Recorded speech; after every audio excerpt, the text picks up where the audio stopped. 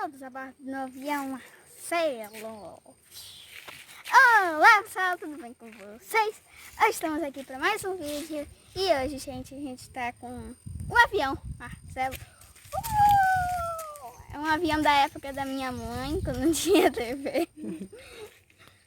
É isso mesmo, que a gente fazia de palha, olha aí, ó. Era um avião de palha que a gente fazia, é só a gente correr para ele girar. Muito legal, né, Marcelo? Girar também é funcionar. Gira bastante, gente. E chegou o nosso avião. Gente, ele é muito legal, mas você precisa correr para poder girar. E a gente não deu de filmar ele girando, mas ele fica girando e é muito legal, né, Marcelo? E aí, gostou? Sim. Então, gente, esse foi o vídeo. Espero que vocês tenham gostado. Ficou meio curto, mas tudo bem.